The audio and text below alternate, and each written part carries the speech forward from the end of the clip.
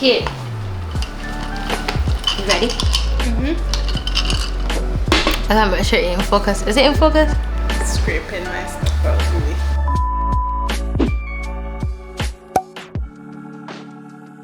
Hi guys, and welcome back to the channel. If you are new here, my name is daneishacummins and I make lifestyle related content here on YouTube. If you are an OG subscriber, thank you so much for coming back. Today we have a guest. I think I can call these segments maybe couch conversations, because I feel like every time I got a guest that we always on the couch like talking. So today we have all the way from St. Vincent and the Grenadines, Janielle. Cheering for Vincy, not myself. So we have Janielle. Would you like to introduce yourself? Well, as you heard, I am Janielle. I'm from St. Vincent and the Grenadines. I'm not quite sure what's appropriate to share with internet strangers. Well, whatever you feel comfortable with. Like a fun fact about yourself. I don't know. Whatever you feel comfortable with. Well, I am a writer. That's like my main thing. I'm also a teacher. Ran away from teaching for a little bit. Yeah, that's what I will share for now. Okay, well, welcome. Thank you. I think this is the first time on the channel. We actually had filmed paint and sip? Well, we weren't sipping anything, but we have were definitely struggling. Yeah, like a DIY. I don't know if you guys will ever see that footage, but this is the second time. This is the second time, or the first time that you guys are actually seeing that Janielle is here on the channel. And today, just like how I do with my previous guests, we are going to be talking about all things immigration. There are some questions you can feel free to share as comfortable as much as you are comfortable sharing. But our questions today are going to be around Janielle's experience in coming to Canada. So I know I had some Bajans before, so this is our first guest from St. Vincent, and I wanted to give a different perspective because it's not only people from Barbados but also people from the Caribbean who are looking for opportunities abroad. I want you guys to also have that perspective as well, so that's why Janielle is here. So let's get into it. So the first question, well, it was to introduce yourself, but let's talk about why did you choose Canada? Of all the places that you could have chosen, what about Canada? And maybe you could share which university in Canada you're going to be studying at, but what about Canada really drew you to say, yes, I would like to pursue further education here? So I'm laughing because, like, if I'm being so for real, I did not choose Canada. Honesty, we love honesty on our channel. We are honest over here. Yes. I wanted to study in England initially at Oxford. British? You want to be British? I did indeed want to be a little bit British, but it didn't work out because I applied for the Rhodes Scholarship. I got shortlisted. What is the Rhodes Scholarship? I don't know. Do I know what's the Rhodes Scholarship? I think you do. Okay, so the Rhodes is, well, it's named the most prestigious international scholarship that one can be awarded. Okay. And it's primarily to study at Oxford University in England. Right. And I was shortlisted, so I got my hopes up. I mean, shortlist is a good. It is, and it does look good on your resume. Yes, to say like out of all these applications, you were chosen. Actually, you know, several people who were shortlisted, you know, like for example, Jassy was shortlisted. Jassy, shout out to Jassy. My sister. Also, wait, I got Jassy got something here. Wait, let me just show you guys Jesse's new book. Yes, my elder sister. This is her sister's book. It's called The Mother Island. This is just a little ad. Shout out if you're interested in her book. You can find it on Amazon. I think it's on Amazon if you are in Barbados. I will put her information somewhere. Black Rock in Barbados, and it's at Games Bookstore in St. Vincent. Look at you. I hope I'm being paid for this.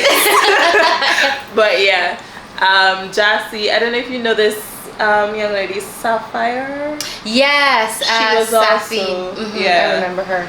And obviously Trey was shortlisted. Another Bajan. I don't know, Trey, you watching this, but shout out to you. Yeah. So I think that just means I'm surrounded by some pretty brilliant people, because apparently it's really, really hard to get. Yeah. But I didn't get it. My friend Abby got it. Congrats again, Abby. Go, Abby, go. I mean, because you didn't get it, maybe that paves the way. Oh, for sure. For you to be here sitting next to me now. So, all right. So you didn't get the roads. After the roads, what happened? I fell into deep despair, because I had already set my mind to leave teaching that year. But then I ended up going back home, teaching for a few more years. I've only been teaching for 4 years. I don't mind that. A few more years later. Okay. No. And then, well, you were obviously a big factor, because you kept telling me that I should also apply for University of Toronto. That is where I went to school, as you guys know. Charles repping hard. I hope these people I know, like, if you're repping so hard, like, honestly. I hope they pay you. And my mother was also like, check out Canada. And I mean, England had already fallen through, and they changed their immigration policy around the same time. So like after you were finished studying, you more or less had to leave, right? Yeah. The ghetto. And then there was like COVID, monkeypox. COVID happened. There was the volcanic eruption. Yeah. There's a lot of things happening, and I think, like, I'm glad you said that you was in despair, because people think many times when people see your life, they just think, oh my gosh, like everything all together, like she applied, she got through, but people really don't see the process. And I think like for you to share that, like, hey, like actually this is not, I never really, like, this was not my first choice. Like, I think it's important for people to understand that, there's process, and even in the process everything don't work out how we would hope or how we would want initially, but we can still get where we're supposed to get, but that process might look a bit different. So it was, I definitely feel like this was more of God's choice for me. Come on now, Canada. Like, you're saying that as Canadian. I mean, not yet, but yeah. I mean, I love Barbados. Don't get me wrong, Barbados will always be home to me. Always. But in terms of opportunities and the field that I am in, speaking for me personally, I would definitely encourage people to pursue opportunities abroad. So yeah. Nice little plug for Canada there. But so I applied, and my application process took about an entire year. Yeah. Because of the type of person I am, I couldn't wait until last minute. I started a year in advance, because I know I normally have trouble with like administrative tasks and forms. Danisha is very helpful in that area. If I do say so myself. Janisha, Alan. Yeah, Alan is top. I feel like in terms of organization, Alan is just top tier. Yeah. Shout out to Alan if you need his services, but try and pay him too. But yeah, so I really heavily leaned on these people to help me out, and also I kept reading over and over the website, and then, as you know, I came to Canada last year summer so that I could look at the campus myself. So would that be a recommendation? I know many people who looking to study abroad or even move abroad, sometimes it might be the first time that they even contemplate in a particular place, whereas you had a different experience that you were able to come, like spend a few weeks and get to really see, like you thought that like if you hadn't come, like would your experience be the same? Like how did coming earlier benefited you, or did it even benefit you? I think. Oh, for sure. So I had the benefit of obviously divine favor. Like the whole thing worked out so totally, like you can't say it was anything other than God, because you and I went to the campus. Yeah. And as you guys would have seen on my channel, if you're Oh yes, follow Janielle's channel as well. I can put her thing somewhere pop up on the screen. But like we went on the campus, nobody was there, mind you. It was like a ghost town. I remember that. I remember. And then we just see this little lady come out with her coffee mug, and she introduced herself, and she said that she's the graduate assistant. She just stepped out of a meeting for some coffee, and that's how we managed to see her. So then I was like, I want to speak to somebody about the English program, and she said, oh well, this is actually the first time in a while because of COVID that everybody's on campus, but they're in a meeting, if we would mind waiting around. So Danisha and I, we went for lunch. Yeah. And listen, y'all need to get put on to like chow mein and stuff in Canada because the portions. It was a big portion. I remember meals. that because I think you took home. Yes, I did. I remember that. So you can stop going to people's weddings and funerals to carry home food. Just get chow mein from Canada. I think it was like a food truck. Yes, it was a food truck. Yeah. Yeah, that was really notable to me.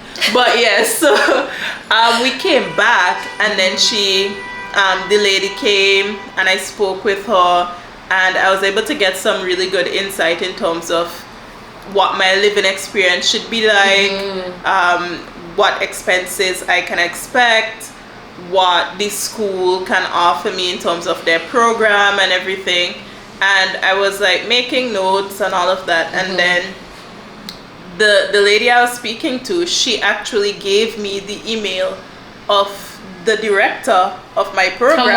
Come on now. I know. Connections. So then I was like, all right, cool. And she gave me 2 emails, like his professional email and then like it was the department email. Email, and then like his lecturer email. And she was like, email the department email. And me being me, my brain scrambled it up. So by the time I got home, I emailed the wrong one, but it was the right one. Come on, divine favor. Come on. Because had I emailed the department email, he probably would not have seen it himself.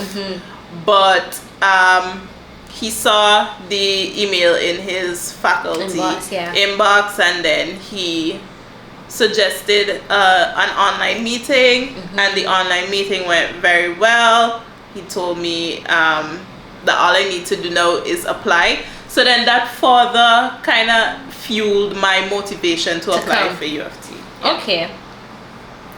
So there is a benefit. I mean, if you can afford it, this might not be everybody's circumstance, but it sounds like you did benefit from them making that connection in person and getting information rather than just reading off of a website. I mean, it's easy to read off a website, but when you speak to a human being and you get your questions answered in the moment, there's also like a big difference as well. So, and I would say too, like, do your reading on the website before you come and ask questions, because it's also irritating for the people who are working there to be asked questions that you could have found out from the website. Because it's like, well, did you not read? Exactly. Okay. So in terms of like your process of then applying, what are you studying? What's your degree? Why did you choose to study what you're studying? Well, I am doing a master's in creative writing. A master's, come on!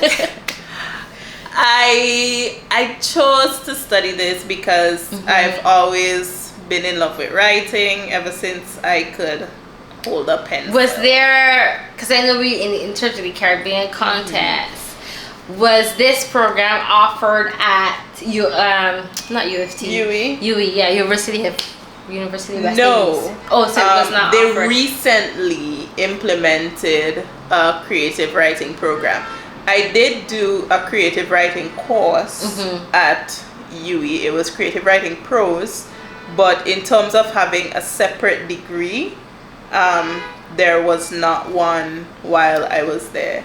Okay. Yeah. I just wanted to clear that up because I also see like sometimes a different perspective where people think that is like brain drain and everybody like running and like leaving the Caribbean, but sometimes we don't have all the resources and we gotta look for resources elsewhere, and that might mean going abroad and moving to a new country. So, and also, like, let's be real, the arts aren't as valued in the Caribbean as they are elsewhere, to be honest, because everybody who I told, well, not everybody, but like a lot of people who I told from the Caribbean that I was doing creative writing, they were like, okay, it's kind of like wasting money. Yeah, like, where are you going with that degree? Exactly. They're like, what are you going to do with that? Yeah. Teach, like, all the time. And maybe I don't know what I will do with it. Maybe I will go back to teaching. You never know. But that's also the other thing. Like, in the Caribbean, I guess your more likely option with a degree like that would be to teach. Yeah. But like elsewhere, there are more opportunities. And when I got here, the persons who I told I was doing a degree in creative writing, they reacted so positively and very impressed, and I'm like, what a jarring difference. It's a difference. Yes. Okay. So in terms of the big question, because I know a lot of people, when they hear about studying abroad, one of the main things that come up is finances. So let's talk about your school tuition. What was your plan being an international student moving from St. Vincent to Canada, to Toronto, which is one of the more expensive cities in Canada. So let's talk about finances. So you want to know about what was my plan? Yeah, like what was your plan? So my plan, I got a student loan from Student Revolving Loan Fund back in Barbados. The guest I had before, Sharice Miller, you guys can go watch her. She's also a Belgian that moved to Halifax. She got a scholarship. So like, did you get a scholarship? Did you get a loan? Like what was your plan in terms of finances? How were you going to fund this process, this journey? So for those of you who haven't put two and two together, for international students, the tuition is drastically higher. Guys, like, it's insane. It's crazy. Not even double. I would say if, like, for example, if like local, or if you got citizenship or a PR status, maybe you pay like $6,000, $7,000. Yeah. If you are not, like, I paid 38, or it was 38 or 33. It was 30 something. Hello? Yes, it was 30 something. Mine is 31,000 plus. It was 30 something as an international student. Wow. So I want people to bear that in mind. Like, there is a financial component when you are traveling abroad. So how you paid $31,000? So testimony time. Come on now. Because like a lot of people would think that I was being reckless, but because I did kind of become convinced that this was God's will for me, I was like, God's going to pay for this, because as far as I'm concerned, since I was little, I never wanted to be in school. I always hated school. So I never even planned to go to university. But then I did my first degree. My parents on a scholarship. And I was like, okay, I'm done, because I don't like school. Even though I did enjoy UE. But then God basically said, no, you're not done. So I was like, well, Lord, I ain't doing nothing that I have to pay for. And I'm also, I don't think anything's wrong with getting a loan, but like, I personally don't want to take. You was like, that's not for me. That's exactly, not for me. especially since I don't even want to go to school. Like, so you like, didn't want to go to school, so then when you take out this loan to then pay for school. Nah. So when I applied, I just applied in faith. I was like, I'm also going to apply to some scholarships, and in the process, I tried to apply for the OGS, but then I didn't have my student visa. So I was like, ooh, not the scholarship I was looking at, just off the table now. Non-existent. But then I got my acceptance letter, and I saw that I had gotten 3 departmental scholarships. Won't he do it? Yes, he will. Won't he do it? That is so good. Congratulations, by the way. Thank you. That covered about almost half of my tuition. So that was that covered. And additionally, I was offered, because of my program, you're offered a teaching assistantship. And when I calculated the number of hours that I would get from that contract, then it also covered practically half of the tuition, so that's fine. That combined with the 3 departmental scholarships, that's half of the tuition. Then while I was here, you know, still don't know how I pay for the rest of this. I had applied, moving on faith, guys. I had applied for a scholarship back home, the SVG tuition scholarship. And I received an email saying that my application was successful. And get this. So the sum of money when converted into Canadian covers the rest of my tuition. Come on. With $10 to spend. Come on, the at least you could buy with $10. a little Tim Hortons coffee, a little Timbits, you know. Well, that is really good, because I think a lot of people don't know that there are scholarships that they can apply for. That yes, the international fees are high and can be considered expensive, but there are also other avenues that you can pursue to fund your educational journey, and there's not a cap.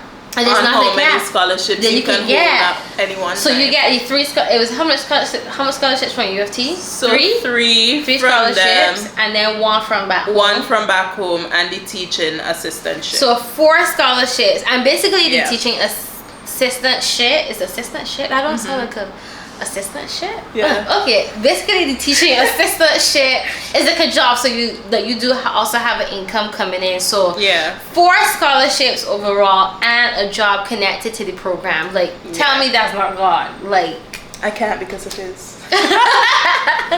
So that is good. So in terms of, so it sounds like then your tuition is covered for the most part for my first year, right? Because first year, guys, 31,000 was not for the 2 years. Oh, so you're doing a 2-year program. Yeah. Okay. So what about the next year? Are you same plan? Moving in faith. Moving in faith. He did it before. He will do it again. Come on now. Come on. Come on. Come on. I mean, I think like as a student, when I was a student, it was really hard not to think about finances and focus on work, because it's like there's this pressure that, oh my gosh, I can get all of this money, or I took out this loan, or you get all of these scholarships, and you just have this pressure to do well, to perform, to make sure you met all of your classes, you got good grades. And because I think almost all scholarships have that component, like you know, dependent on the grades and stuff like that. So in some ways I could see how it can motivate you to definitely like buckle down and do your work, and at the same time it could be a lot of pressure, because you just like, these people give me the money, I can't. The pressure is getting worse. Like, so that is really good. And I think like just having different options in terms of funding, and seeing how God was faithful to say, like, you know what, England didn't work out, but these are the 4 scholarships. This is why England didn't work out. This is why England didn't work out. So it's just, interesting to see like how God was faithful throughout the entire process, and it started out from disappointment, because I guess that you, as you said, you were disappointed that England didn't work out, but maybe you would have gone England and I don't know what would have happened, but you here now, so that's all that matters. Remember, not the farmer things. Not the farmer things. We are moving ahead. We are pressing on. In terms of accommodation, that's another big thing in finding housing and student life. Like, what does that look like for Janielle? Like, how did you find where you're living? Are you living with a roommate? Are you on campus? Like, where you at? So I was looking at on-campus accommodation, but something that's really big for me is having a measure of my own space. Yes, I'm very social and extroverted, but you see a private bathroom, that's my love, okay? A bathroom? I thought it was Jesus. Okay. Well, obviously, Jesus is my first love, you know, family, friends, my man. But a private bathroom comes pretty close up under the people, right? So when I realized that on campus, I would likely have to share bathroom, kitchen, and I didn't even live on campus at UE. I had a roommate situation. We had the house to ourselves. And I used to listen to the horror stories of my friends who lived on campus about people stealing the eggs and all these things. Roommates can be hard sometimes. Yes. Especially when it's like a floor of people, like 4 of you. Yeah. 4 is a lot for a roommate, I feel. Yes. Like, it is a lot. But when I was looking at campus accommodation, of course. That was more or less the situation. Unless you wanted like something a bit more upscale. Which would just be you and somebody else, but then obviously the price would also go up for that.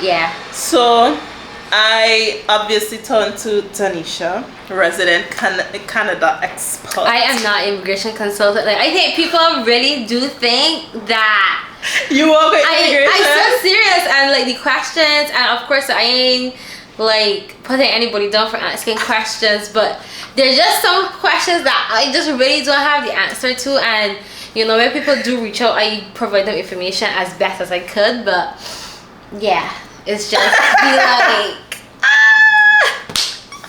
But yeah, I think I had saw a post on Facebook. So when I first started living in Canada, there was this church that I used to go to, and they had like a Facebook group. So I had been in that Facebook group, even though I was no longer going to that church. Like, I had moved and being in a different neighborhood, somehow I still was in the group, and I saw that there was this person who was looking for a roommate. Now, first of all, a Christian female roommate.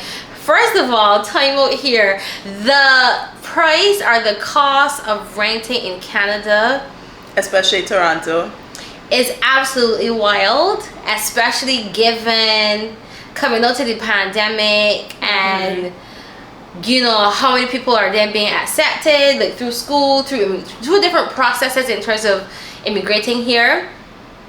The cost of living is crazy in terms, especially for housing. So I knew that you, of course, like you're not living here yet, like it would have been a challenge for you to then have to figure out like, okay, where are you gonna live now, especially like what was like given what was happening. So basically I saw the post and I had sent her the post, and we both are Christians, so of course like, we're looking for somebody who have similar values and stuff like that, you know, because you want to feel comfortable in your space. So I had sent you the contact information for this girl. Yeah, so she sent me the post, and like immediately when I looked through the photos, the place just looked and felt very familiar, even though I had never seen it in my life. I closed all them campus residences. I closed all them tabs. I was like, not me. I just messaged the young lady, and I was like, my friend sent this post to me. I see that you're looking for a Christian female roommate. That is I.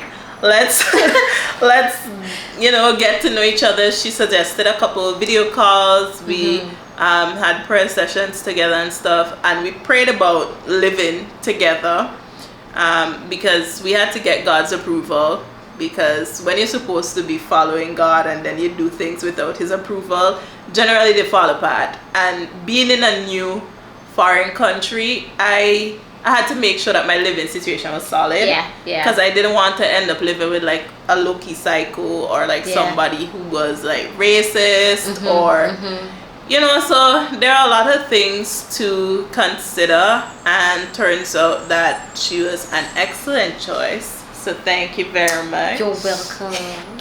Yes, Danisha may not be an immigration consultant, but she is a top tier friend. I try, like, because I guess I went back to when I was coming to Canada and how that experience was for me in terms of looking for accommodation. Like, I also found my accommodation, well, I found my accommodation through U of T, and I did have a roommate, but I knew, especially seeing the cost of housing and rent and stuff, like, I knew it was gonna be hard. So I just glad that I was in a position to see the post and send it to you, and now you sorted, which is good. So a ballpark figure in terms of the rent. Yeah, because you know these people give me asking me cars. These people want the tea. As she sips juice. So it's between, well, I think I got a really good deal because I'm not like in the heart of Toronto. So sorry, was it Toronto? It's Toronto. I will never, not guys. Toronto. Like, Toronto, okay? I just pronounce it like a Caribbean person because I am from St. Vincent and the Grenadines. It's Toronto. Okay? Anyways. Yeah. So my rent is approximately like 1,300 Canadian. I mean, it is. It's not like for the rental climate. That's pretty good. Yeah, having a roommate. For the apartment, it's pretty good. It's good. It's pretty good. But I also acknowledge that it's pretty expensive, like just as a figure. But like for what I'm getting in terms of somebody who's not a psycho, somebody who could like, you know, help me grow spiritually as well. And then the view is fantastic. I literally live next to the subway practically, so it's pretty decent. Yeah. I think it is. I think it, like, you got a good setup, like as you say, like you're close to transit. It's easy to commute downtown or to get. The Lord knew I was directionally challenged. So he was like, we need to put this subway right here because she can't find she will out this. So, but that, I mean, like, that's just one way you could find housing. Like, of course, if you look interested in like coming to Canada or abroad or whatever you're looking to do, I would definitely say go through like the student services at the university. Like, that is an option. If yes. Yeah, because they did offer to find me accommodations actually, and I was like, I already found. There are supports in terms of accommodation, but this is just another avenue in terms of getting connected. So, in terms of the next question was going to be about the immigration experience. So, in terms of like, did you need a visa, a student permit? Like, what was the process after you got the acceptance letter? Then, like, what was your process then in terms of the immigration side of things? The immigration side of things was very, very, very frustrating. How so? Because as I explained before, that's one of the deficits of my personality. Like, I often have difficulty with those things, those processes. So I had to go to the Canadian immigration, the Canadian, is it embassy? Yeah, embassy. in Vincy, and I was given like little to no information about what to do. I kept reading through the site. It was confusing for me, and this is not to scare anybody. I'm saying it's confusing for me, right? I had to pay. I chose not to do my biometrics because I already had my Canadian visa. However, that man told me I still have to do them, so I had to pay for them again to get that done again. I had to look up the vaccination requirements because COVID recently their borders reopened and stuff. Yeah. So I had to see what that was all about. In the event that there is a, God forbid, resurgence or anything like that, that is something that you'd have to investigate. To consider, the policy of whatever country you're going to, in terms of traveling and stuff like that. So I had to investigate that. I had 10 billion tabs open on my laptop, just trying to get all the documents done. I did have to apply for the student visa. And then even when I was told that it was approved, it was like a temporary approval because you don't really get the real thing until you're physically in Canada at the airport.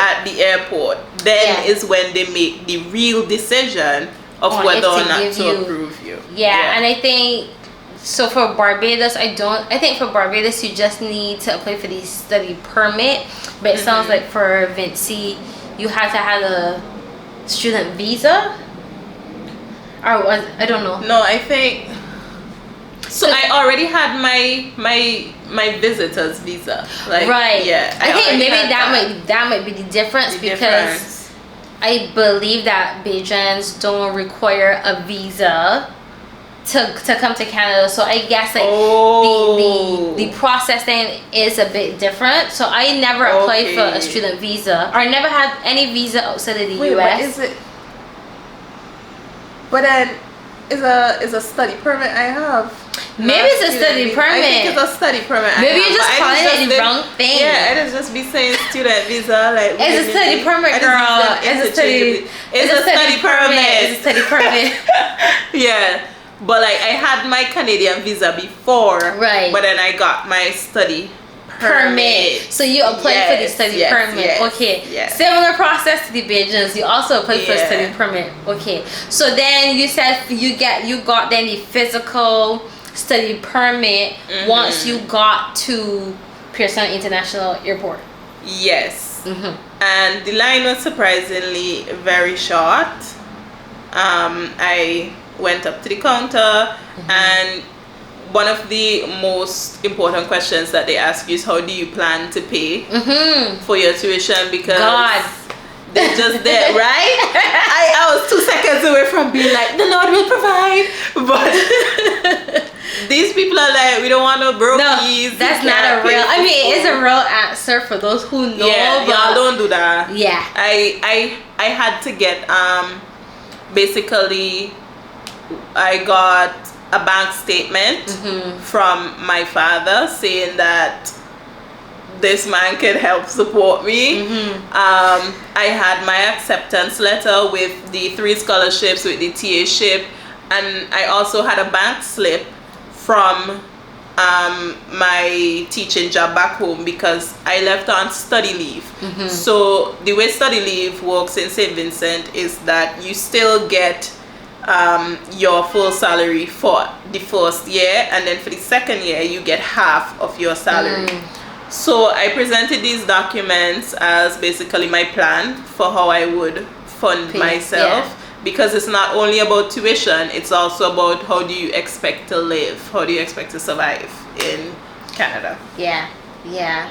I think that sounds like similar documents, because I'd just be curious to see if the process changed or if it still remained the same, because I came like 5 years ago now, so it sounds like it is the same where you got to present how you can actually pay for it. Like I just watch a lot of border security shows. You sure you ain't walking with immigration for real? Maybe I am. Maybe it's undercover agent. This is what you just be doing your free time. I just watch a lot of border security, especially like the Canadian and the US borders. I also into a little British, but most of the time when students come, that's one of the main questions. Like, let's see proof, and sometimes it's actually like go on your phone to make sure, like check your emails, to see if what you saying is actually what you saying. So it is comforting to know that like the process is still the same, because I know with COVID a lot of things changed, but it seemed like this process has remained the same, where you gotta know for sure how you can pay to live in people country. So okay, next question It's about, well, it's supposed to be about student life, but you ain't really start yet. I think you start. I start this upcoming week. Yeah. Wait, what's today? Today is Saturday. Right, yeah, next week. So I guess in terms of the student life, there's really not much to dive into yet. Maybe you guys could go to Janielle's channel to see her experiences. I don't know if you can vlog, but that would be a good. I will. That would be a good like segue, like a nice like content, you know. I might do my first day of school. So for student life information, definitely head over to her channel to see her content. So the next question is, what would be a message to yourself, like the moment that you had gotten like you were disappointed from the England stuff, like what would be a message that you wish that you could go back to tell the Janielle who received that rejection from England? Or not really from England, the rejection was from the Rhodes Scholarship.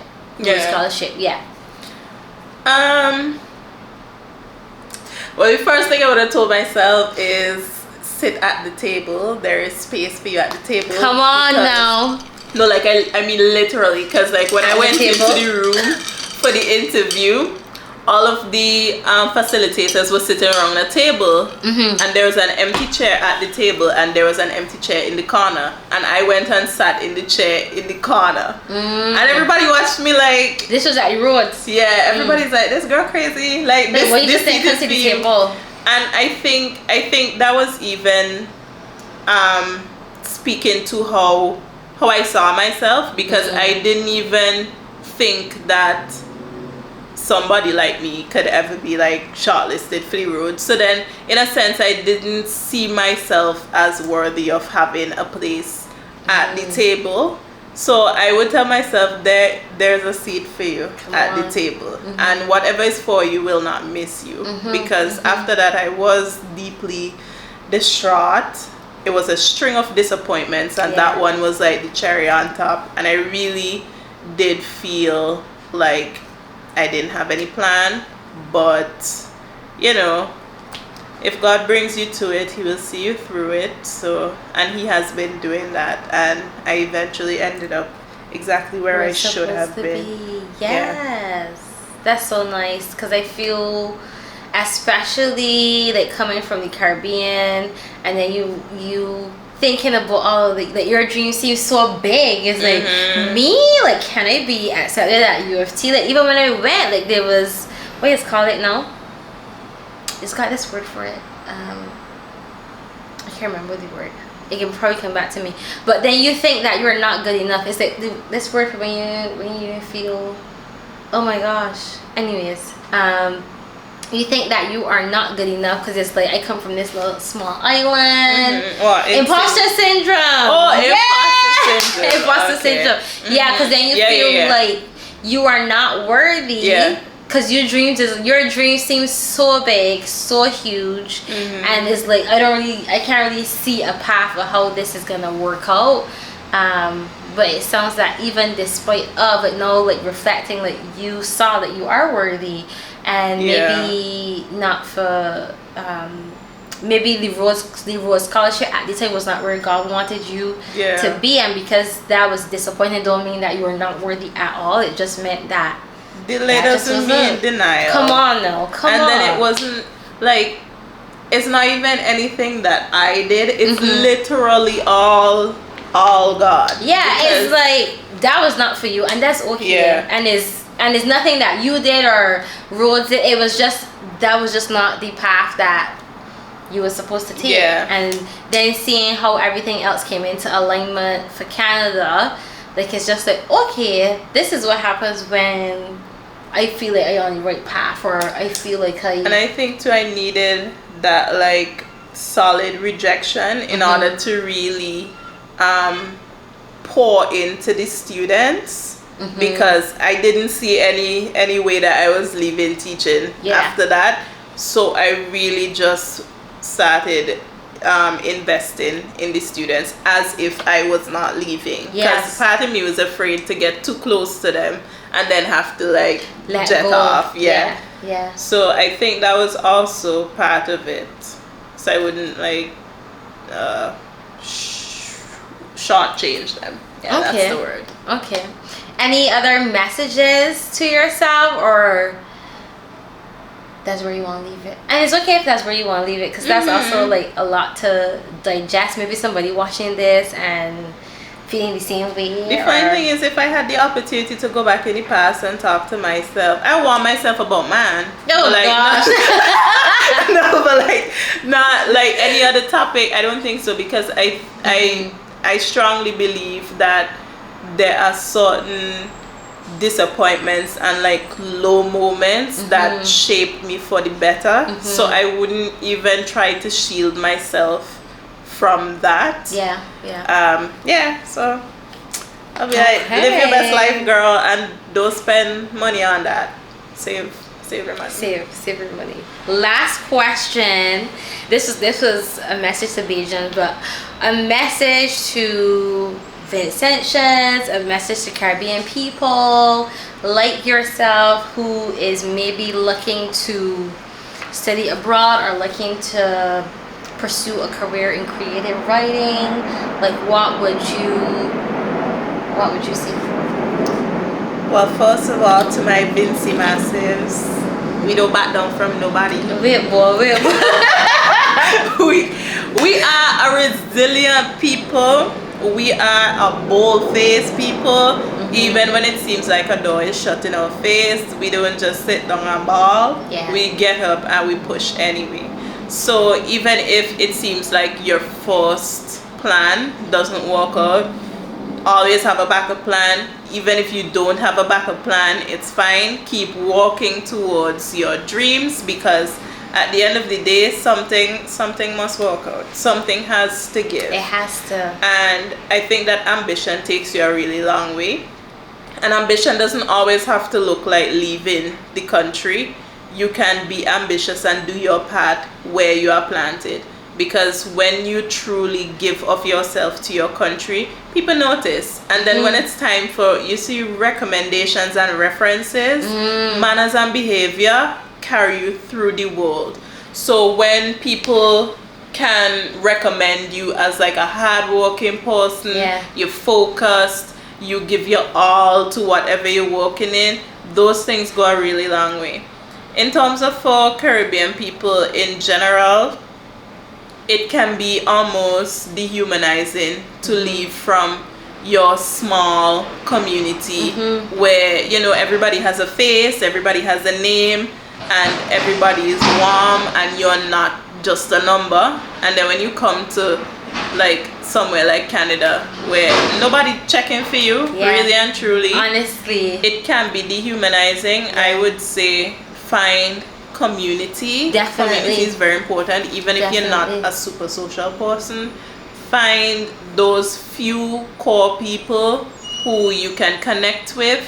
And the director actually gave me this advice recently. He was like, find the things that ground you, the things that bring you back to reality, that make you sane. For me, that has always been writing. So even if I need a break from my program, I still have to. You gotta go write, like journaling or just expressing. Like, So find the things that ground you, and obviously also for us it would also be our faith. But if you're not a Christian, you know, you can have different healthy, not drugs and different addictions. no you can have different avenues like swimming, exercise, like different tools to cope and stuff like that, because I think a lot of people also don't realize, and I think I could probably do a video on this, like the reality of moving, because I feel like people just see, okay, this person like move and in this big country now, but they don't really understand. Stop begging you for money, because they think that because you in a different country, like I guess you're in a different country, so you got money. Like that's just be, and actually it's not really like that. It's quite the opposite, because you literally moving your entire life to start a new life in a place that you don't know nothing about. And I think I don't find like a lot of people just talk about like the real ins and outs of migrating, like it does be really hard. So that would actually be like my final piece of advice.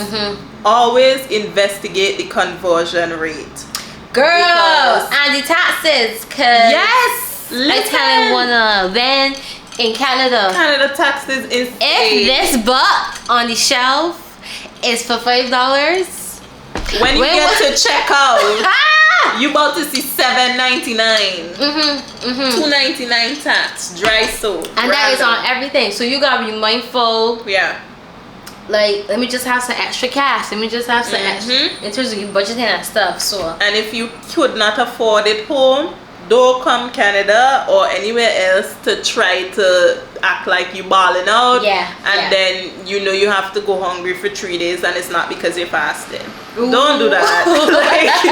Like, budget with conversion rate and taxes in mind.